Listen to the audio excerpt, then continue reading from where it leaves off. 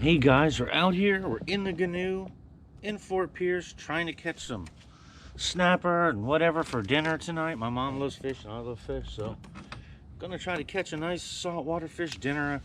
I don't get too many freshwater, I don't get too much fresh fish where I live in Franklin, North Carolina. So we're out here in the canoe, we're gonna fish around. I'm gonna take you fishing with me today and see what we can catch. I've got some live bait. It's really windy today, so I'm kind of fishing on the lee side of areas. So we'll be soaking some live shrimp, and I'll be checking back with you. Little baby mangrove. I'm in like sitting in this hole. It's like 5 feet deep, so let's see if there's a big one in here. All right, we're gonna do a little pompano trolling. I get these little yozuri. They're like, I don't know, electric trout pattern. I don't know. They're just a shiny trout pattern. And like 3 years ago, it came up on my Facebook. Like I was just trolling around through here with these, and I caught 2 really big pompano. Then I never caught any since. And I've heard like some guys talking at the boat ramp. I know you should never listen to that, but they say this cold weather, and the water's cold. It's like 59 degrees, and they say that it makes the pompano come in a little bit closer. So we're gonna troll around, see if we can't catch a worthwhile fish. A lot of times you troll around, you just catch a bunch of little tiny barjacks or something, but we'll see what happens.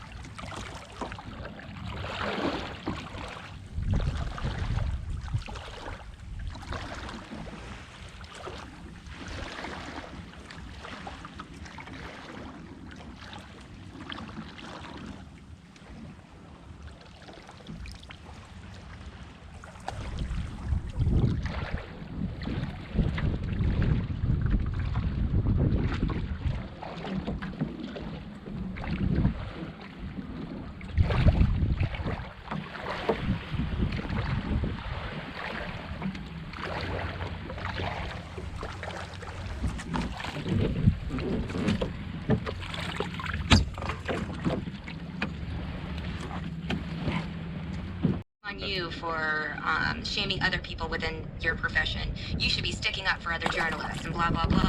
Is Buster Murdaugh. I think if Buster ever decides he's going to talk, I think Buster knows all the Houston Astros and all that. Anyway, they had a documentary on him, and I'm like, damn, I'll watch this. A 40-year-old man that comes back and keeps pitching strong. I found some intriguing parts that like tie into myself. Pretty bad. The old man. He said that he was so old. He was pitching for the Rangers. He said he didn't even think of himself as old. And somebody said something to him. He said, I got to notice, like obviously all the players that I played with were younger than me. The manager, assistant manager, were younger than me. He's like, Here it is. Nice big mangrove snapper. I'll go in the box. He might be 12 inches. Let's see. Oh.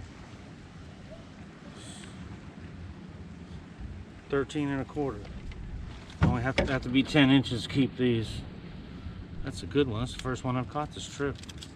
Well, second one. First keeper one. There's my weight. Gotta retie this. Killed it. So I have a good sheephead and a good sheephead and a good snapper.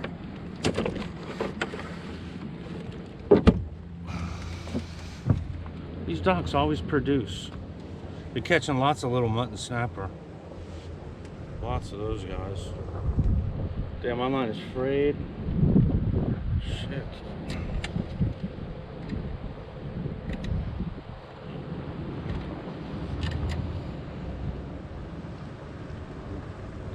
Go to here.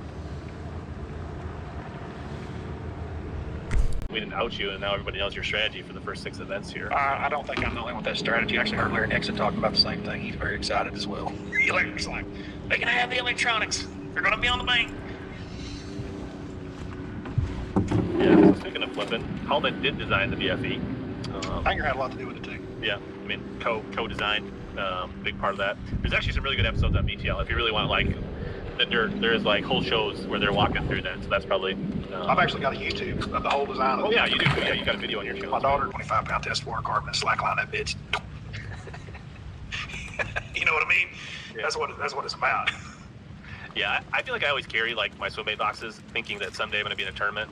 Like you're going to roll into Murray, and 11 o'clock day one, you already got 24 pounds in the box, and you're like, maybe I should take out a mag draft or a glide bait, and then like, but I feel like also like when you're rolling like that, I always think like, well, if you're catching them on a jig, then you just keep throwing the jig or whatever it is, right? Like, I don't know, but it always feels like in my mind when I'm not fishing that like I keep the swim bait there situationally, where I feel like I've already capped out, and the only way to move up is to throw the swim bait, but I don't.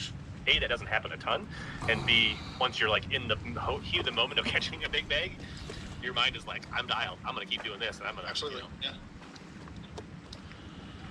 Yeah. Ask somebody. Go ahead. Thomas wants to know if we're getting. Oh.